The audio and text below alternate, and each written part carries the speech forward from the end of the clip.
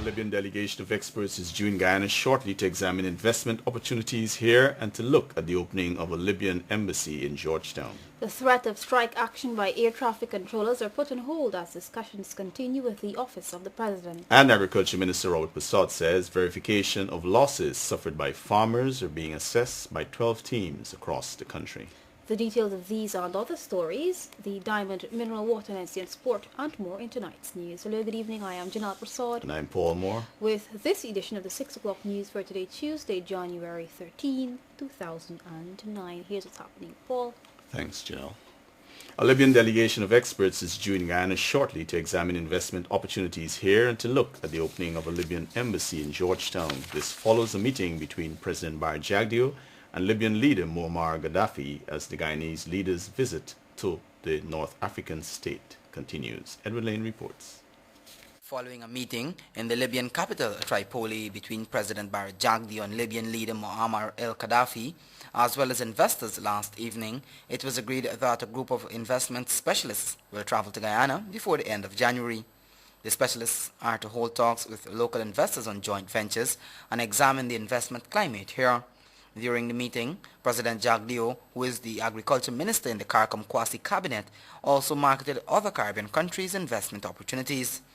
The president also met yesterday with Secretary of the Libyan General People's Committee, Dr. Baghdadi Mahmoudi, on the establishment of a Libyan embassy in Guyana this year. The Libyan leader and President Jagdeo also held talks on consolidation of relations between the African Union, AU, and the South American Union of Nations, UNASUR. President Jagdeo also expressed the hope that the summit between Africa and South America slated for April in Caracas, Venezuela, would be successful. The Guyanese president reiterated his country's willingness to activate cooperation with Libya in various fields to serve the common interests of both countries' citizens. The two leaders also discussed the current violence between Israel and Palestine and has issued a joint call for a ceasefire and return of peace in Gaza. Meanwhile, the Guyanese leader also paid courtesy visits to the house of the leader of the revolution. He also attended a wreath-laying ceremony at the memorial of Al-Hani battle martyrs of the heroic battles in which the Libyan fighters fought hard against the Italian invasion during the period of the Italian colonialism. Edward Lane, the 6 o'clock news. Agriculture Minister Robert Prasad says timber grading is an important marketing tool in the current global competitive environment.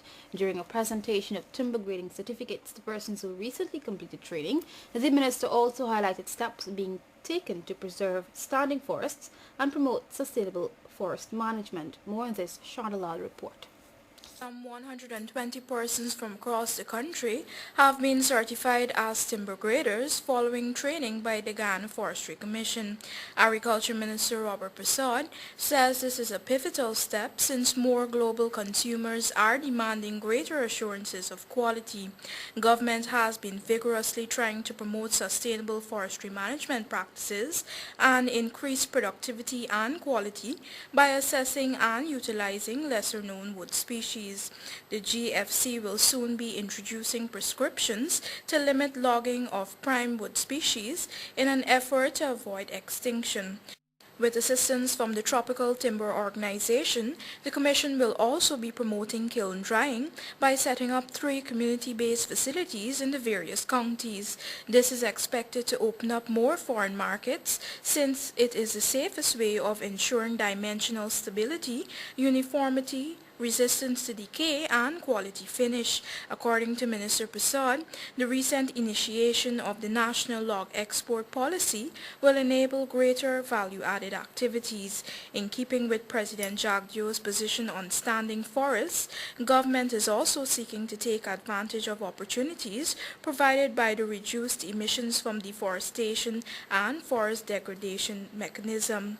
While Guyana only contributes a mere 1% to greenhouse gas emissions, Minister Prasad says informed assumptions on the projected rate of deforestation will have to be made based on development considerations. He says alternative employment opportunities will also have to be assessed if the sector is to forego activities which lead to increased emissions.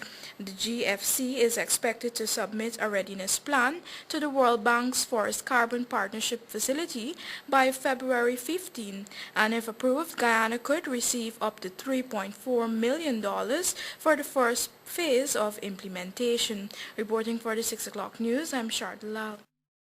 In the meantime, Agriculture Minister Robert Prasad says verification of losses suffered by farmers are being assessed by 12 teams across the country. Minister Prasad says rice growing areas, including those in regions 2 and 3, are being closely monitored, noting that crop assistance will be given to affected farmers. Farmers in regions 4 and 5 are also expected to receive assistance, such as feed nutrients and planting material, so that they could return to their trade. In the meantime, the Agriculture Minister says regular visits are being conducted in various areas to ensure that drainage interventions are implemented and recommendations assessed. Commissioner of Police Henry Green says a committee has been set up to deal with border security arrangements from Lethem to the Karo-Pakari crossing. This is in light of the intensified security that will be needed when the Takatu Bridge in Region 9 is open. Cassia Logan has more. The police force is working to set up another outpost on the Lethem to Georgetown route, given the increased traffic anticipated with the completion of the structured bridge in Guyana and Brazil. There are currently no police checkpoints from the Karo-Pakari crossing until you arrive in Lethem when traveling that route. And we have an arrangement where places are located for immigration and general policing. And we are planning to ensure that we can cover that area plus the different checkpoints that have been identified along the way. The newly appointed commissioner also noted that the force is working on placing more ranks along the Linden to Lethem Trail. We have at the moment a superintendent who has been placed in charge up there, and he's assisted by another officer. With the opening of the Takatu Bridge, it is expected that there will be increased trade and business opportunities, so more security will be necessary. For the NCN 6 o'clock news, I am Nakasia Logan.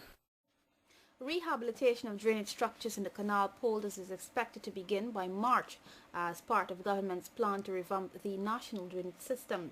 This process will involve the establishment of a $100 million drainage outlet at Canal Number 2 to effectively discharge water into the Demerara River. The Agriculture Ministry is currently working with farmers to have the area empoldered and seal breaches suspected to have been caused by persons interfering with the dams. Government is aiming to establish a drainage outlet at Hope and Channel on the right bank of Maikoni River to facilitate adjustments to the severe climatic conditions. Well, the threat of strike action by air traffic controllers are put on hold as discussions continue with the Office of the President. The employees were agitated over the Civil Aviation Authority's failure to approve a 5% increase for 2008, among other issues. Nicole Telford has details. They're not contemplating any strike action immediately. What they're doing, they have been in contact with the Office of the President and they're discussing some issues. We have been trying to address some of them in any event. But I can't comment on those issues now. But they felt that the action by Office of the President and authorities are not going as quickly as they would like them to be addressed. Mr. Mohammed adds that he was assured by President of the Air Traffic Controllers Association that workers will wait until negotiations are completed before taking action. He says the authority has a backup plan in the event of a strike. Well, we have a contingency plan where the senior officers will man the facilities, but that will be for a limited period. After a while, if it is extended, we will have to close some of the facilities for periods. The civil aviation head explained that there are 3 shifts at the airport and in the area and 1 shift at Ogle Airdrome.